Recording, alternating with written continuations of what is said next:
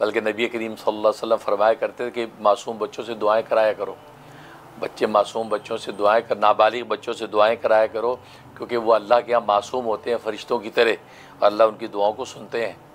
तो इसलिए इसका भी एहतमाम किया करो कि कोई मुसीबत आफत परेशानी आई तो हम बुज़ुर्गों की तरफ तो दौड़ते हैं, फ़लाँ अल्लाह वाले से दुआ कराने, वो तो कराओ, कोई बात नहीं, लेकिन ये कि आपके घर के तो जो नाबालिग बच्चे हैं उनको भी इकट्ठा कर लो, वे इकट्ठे हो जाओ, ये दुआ करो।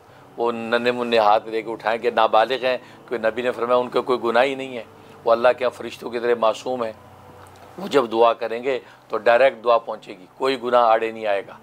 तो इसलिए मासूम बच्चे, ये भी एक अमल है, मासूम बच्चे की बरकत से बता रहा हूँ कि घर में ऐसी कोई आफत परेशानी रिज़्क़ की तंगी, तो घर के मासूम बच्चों को यानी नाबालिग बच्चे उनको इकट्ठा कर लें और उनको खड़े हो जाओ, चीज़ दुआ करो फ़लाँ, तो एक बंदा कहलाता रहे, वो दुआ करते रहें और दुआ करा लिया करो रोज़ाना।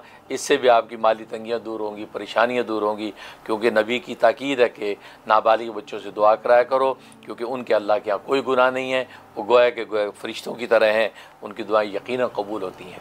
तो माशाअल्लाह, तो ये मासूम बच्ची हमारे लिए दुआ करती है, अल्लाह ताला इसकी दुआओं को हमारे हक़ में कबूल फरमाए। हम इसके लिए भी दिल से दुआ करते हैं, अल्लाह इसके नसीब अच्छे करे और दीन दुनिया के उलूम से इसको माला माल फरमाए। बहुत शुक्रिया सर।